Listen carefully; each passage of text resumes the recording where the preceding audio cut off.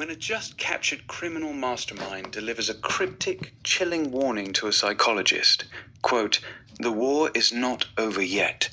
It has just begun," end quote. What happens next?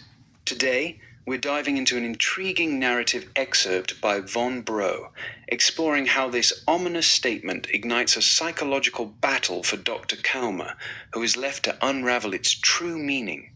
That initial scene is quite potent. We see the FBI agent wrap things up, telling the defeated club owner, quote, "You win this time, Doc," end quote, and instructing him to store the thug on the coolest ice he can find after interrogation. The agent then praises Dr. Kalmer, quote, "Another great mission, Doc," end quote, and expresses regret he can't keep him permanently, saying Kalmer has, quote, "more heads to shrink," end quote. After thanking him, the agent tells Kalmer to get a routine checkup. Kalmer simply replies, quote, "Yes, I will," end quote, and, quote, "Have a good night," end quote. But then the club owner lands that psychological blow, asserting, quote, "The war is not over yet. It has just begun," end quote. It leaves Kalmer wondering if it means something, or if there are more people pulling strings that meet the eyes. And it seems Kalmer's disciplined mind, as the text puts it, tries to shove this all away when he gets into his car and drives home. He hugs his wife, attempting to bury the concern. But it's clear this isn't just some passing thought. Those words keep echoing in his mind.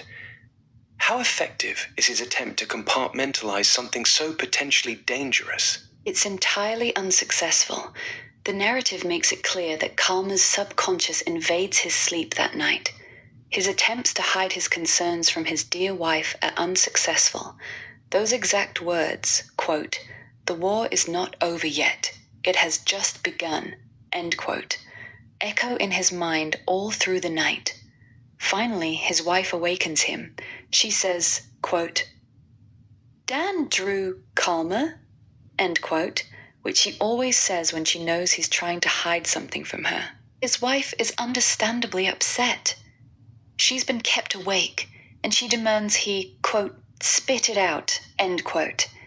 Yet, Kalmer still tries to deflect, saying it's, quote, "nothing you should be concerned about, dear," end quote, and, quote, "I will get it together," end quote. There's a tension there between his need to protect her and her demand for honesty. She asks if this, quote, "club gangster," end quote, is a threat to their family in any way. It is, and his response is telling. He says the club owner is, quote, "dangerous enough that you do not need to know any more than you do," end quote. He promises everything will be fine after he gets some answers tomorrow. He embraces her and kisses her tenderly. This shows his protective instinct, but also his personal drive to understand the club owner's threat. Oh, the next day, true to his word, he goes to the state prison to confront the club owner. But the club owner's defiance hasn't wavered. He challenges Kalmer ferociously, saying, quote, "Well, the good doctor is making a house call in the prison," end quote, and asking what kind of answers he thinks he will give for any question he has. Kalmer asserts he'll get the answers. Quote, "Whatever I need to know, you will give it to me," end quote. Quote, "with or without your cooperation," end quote. The club owner's retort is startling. He claims he was about to, quote, "step out for a moment," end quote, from a maximum security prison. Kalmer rightly calls it a neat trick, to which the owner casually suggests, quote, "I am not into tricks. No Dave Copperfield here. However, maybe an airstrike," end quote. It's a bold, almost unbelievable threat. And the sheer audacity of that statement is immediately followed by a chaotic reality. Just as he said, airstrike, multiple explosions went off all over the prison yard. Guards were scrambling everywhere, yelling, quote, "We are under attack," end quote. It's an incredibly dramatic turn.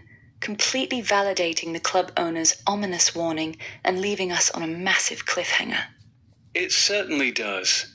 The narrative by Vion Brawl concludes abruptly, leaving us with Dr. Kalmer in the midst of a full-scale prison assault, the war the club owner spoke of seemingly having just begun. It transforms a psychological battle into a very real, explosive conflict, leaving Dr. Kalmer and us to wonder what depths this conspiracy truly has.